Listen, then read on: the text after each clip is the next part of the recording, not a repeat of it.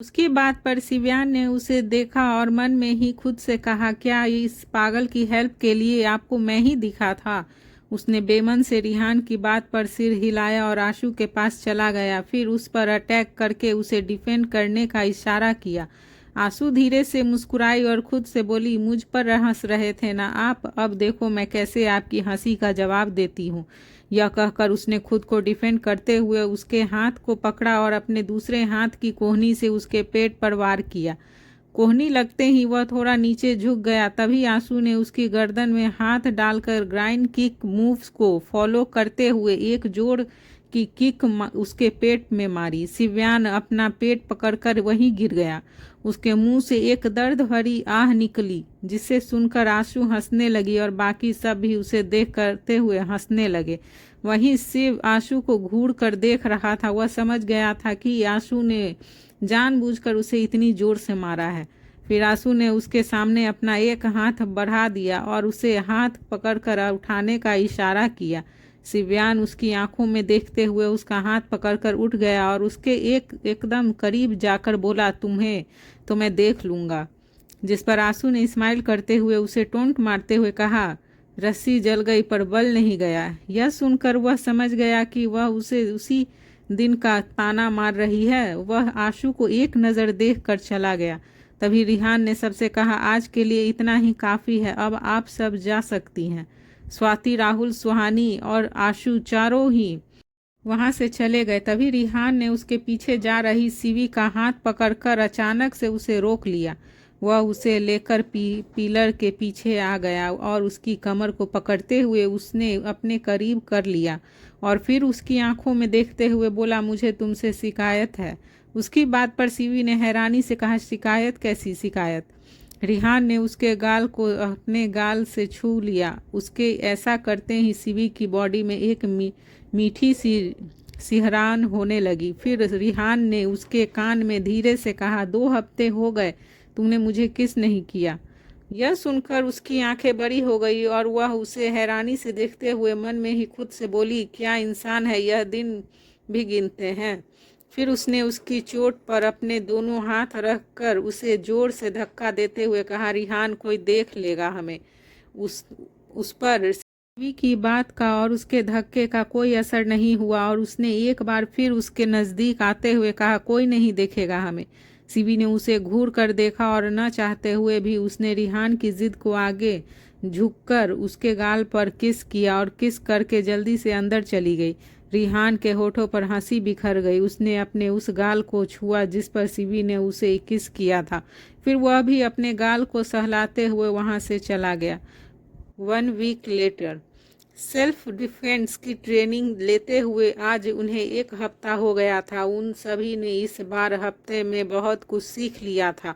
कियान और राहुल को आज इस इम्पोर्टेंट मीटिंग अटेंड करनी थी, इसीलिए सुहानी, स्वाति और आंसू को कॉलेज ड्रॉप करने के लिए कियान ने शिव से कह दिया था। शिव उन तीनों को कॉलेज ड्रॉप करने जा रहा था। उसने ड्राइव करते हुए उससे कहा, पहले किसे ड्रॉप करना है। यह सुनकर आंसू ने तपाक से कहा, मुझे ड्रॉप करना है, ऑलरेडी बहुत लेट हो गया है। तभी आंसू की बात पर सिव्यान ने उसे छेड़ते हुए सुहानी से कहा, भाभी आप इस लड़की को पागल खाने क्यों नहीं भेज देती। इसके रहने के लिए तो सबसे अच्छा जगह पागल खाना ही है। सुहानी और स्वाति दोनों ही उसकी बात पर ठहाके मारकर हंसने लगी। तो वहीं आंसू शिव को खा जाने वाली नज़रों से देख रही थी। फिर आंसू ने भी उसी लहजे में कह दिया, आप अपने देवर को कुएं में धक्का क्यों नहीं दे देते। अब एक नेवला तो बिल में ही रहता है ना, और इतने बड़े नेवले के लिए कुएं से ज़्यादा अच्छी जगह कोई और हो ही नहीं सकती। वे दोनों एक बार फिर उसकी बात पर जोर जोर से हंसने लगी। इतने दिनों में सबको पता चल गया था कि सिव्यान और आंसू की बिल्कुल नहीं बनती। उनकी बात पर सिव्यान ने मन खुद से कहा, बोलने से पहले एक बार भी नहीं सोचती कि क्या बोल रही है। यह पागल लड़की है। अगर मेरा बस चलता तो मैं अभी इसके मुंह पर सेलो टेप लगा देता। नहीं, सेलो नहीं, उसे तो यह हटा सकती है। हाँ, इसके मुंह को मैं फेविक्विक से चिपका देता। अपनी ही कही बात पर वह मुस्कुराने लगा। आंसू ने तिरछी नज़रों से उसकी स्माइल देख ली थी। उसे स्माइल करते देखकर उसने खुद से कहा, पक्का यह मेरे बारे में कुछ सोच रहा है।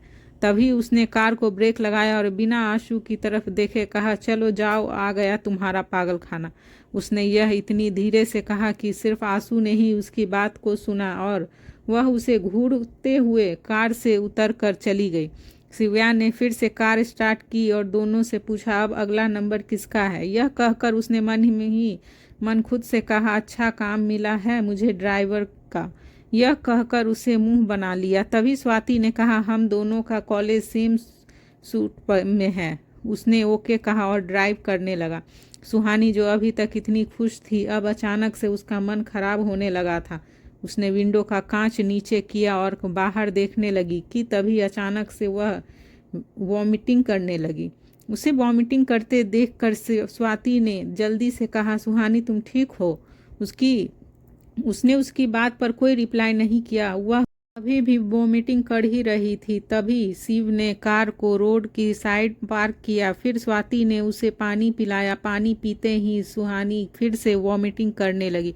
यह देखकर स्वाति ने उसे कहा, शिव जल्दी से हॉस्पिटल चलो। शिव ने ओके कहा और कार ड्राइव करने लगा। थोड़ी देर बाद वे तीनों ही हॉस्पिटल में थे। स्वाति और शिव दोनों सुहानी का चेकअप होते हुए देख रहे थे। डॉक्टर ने सुहानी का चेकअप करके अपने होठों पर स्माइल लाते हुए उससे कहा, कॉन्ग्रेचुलेशंस, आप माँ बनने वाली हैं। सुहानी यह सुनकर चौंक गई थी। तो वहीं स्वाति और शिव भी हैरान थे। उन सबके चेहरे पर हैरानी और खुशी दोनों ही दिख रही थी। सुहानी अपने चेहरे पर हैरानी और खुशी के भाव लिए डॉक्टर को देख रही थी। फिर उसने अपना एक हाथ अपने स्टमक पर रख दिया और अपने स्टमक पर रखते ही उसके होठ गुलाब की तरह खिलने लगे थे। उसकी आंखों में एक चमक आ गई थी। उसके चेहरे पर बहुत सारा प्यार और प्राउडनेस दिख रहने लगी थी। सुहानी ने जब अपनी पलकें उठाकर शिव्यान और स्वाति को देखा तो वे दोनों भी अपनी आंखों में खुशी का चमक और होठों पर प्यारी सी हंसी लिए उसी की तरफ देख रहे थे। वह इतनी ज़्यादा खुश थी कि अपनी खुशी वह कैसे बयां करे उसे समझ नहीं आ रहा था। उसका मन हो रहा था कि वह अभी कियान के पास जाए और उसे बताए कि वह उसके बच्चे की माँ बनने वाली है। उसकी यह खुशी उसे संभाले नहीं संभल रही थी। तभी उसने जल्दी से अपने पास खड़ी डॉक्टर को जोर से हक कर लिया।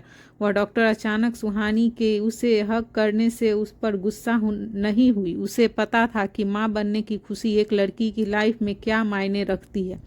एक लड़की जो पहले एक बेटी बहन, बीवी, दोस्त, पत्नी, न जाने कितने ही ऐसे रिश्ते निभाती है, पर उन रिश्तों को निभाने के बाद भी वह पूरी तरह से कंप्लीट वुमेन नहीं बन पाती। पर जब वह माँ बनती है तो वह कंप्लीट वुमेन बनने के साथ साथ अपना कद ऊंचा कर लेती है। इतना ऊंचा कि वह अपने बच्चे की खुशी के लिए हर बड़ी से बड़ी ताकतों से टकरा जाती है और उन बड़ी ताकतों को भी एक माँ के सामने झुकना पड़ता है। एक माँ को ऐसे ही भगवान का दर्जा नहीं दिया गया है। वह अपने प्यार और विश्वास से कभी कभी नियति को भी बदल देती है और भगवान को भी अपनी बात मानने पर मजबूर कर देती है। उस डॉक्टर ने सुहानी के गले लगे हुए ही एक बार फिर से उसे कॉन्ग्रेचुलेशन किया और आगे कहा, अब अपना और अपने बच्चे का ख्याल रखना। यह कहकर वह डॉक्टर सुहानी से अलग हुई तो सुहानी ने स्माइल करते हुए कहा, thank you doctor, thank you so much. आप नहीं जानती कि आपने मुझे कितनी बड़ी खुशी दी है। डॉक्टर उसकी भावनाओं को समझ रही थी। उसने कुछ और इंस्ट्रक्शन दिए और वहां से चली गई। स्वाति आगे बढ़कर सुहानी को हक करते हुए बोली, कॉन्ग्रेचुलेशंस यार, तू माँ बनने वाली है। यह सुनकर फिर सुहानी ने भी स्वाति को कसकर हक कर लिया। वहीं शिव्यान को तो समझ नहीं आ रहा था कि वह क्या कहे। उसके चेहरे पर खुशी की एक अलग ही चमक थी। उसने स्माइल करते हुए सुहानी से कहा, I can't explain my feeling in word. आप नहीं जानती कि आपने क्या दिया है हमें। उसके चेहरे पर सुहानी को तेज दिख रहा था। तभी उसने आगे कहा, अब फाइनली मुझे छोटा और कोई आने वाला है जिसके साथ मैं बहुत खेलूंगा, पूरे दिन खेलूंगा। उसके होठों की हंसी इतनी बड़ी थी कि उसके सारे दांत दिख रहे थे। स्वाति और सुहानी दोनों उसे मुस्कुराते हुए देख रहे थे। तभी उसने पेट की जेब से अपना फ़ोन निकाला। वह जैसे ही कियान को कॉल करने लगा कि तभी सुहानी ने उसके हाथ को पकड़कर उसे रोक दिया।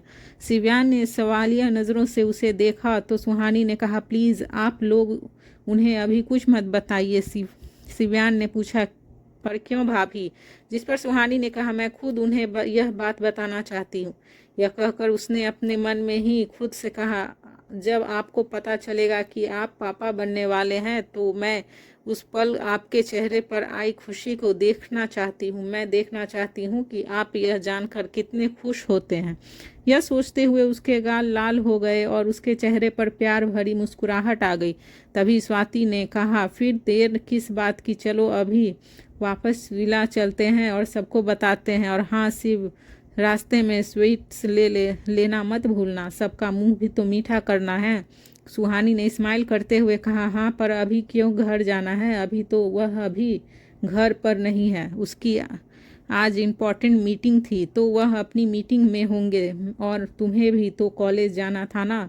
यह सुनकर स्वाति ने कहा, अरे हाँ यार, जाना पर था पर अब कैंसल। इसकी इतनी बड़ी खुशी मिली है और मैं कॉलेज जाऊं? नहीं नहीं, मैं नहीं जा रही हूँ कॉलेज। मैं तो कहती हूँ कि शिव आप जाओ और आशु को भी वापस ले आओ, फिर हम सब मिलकर सेलिब्रेट करेंगे।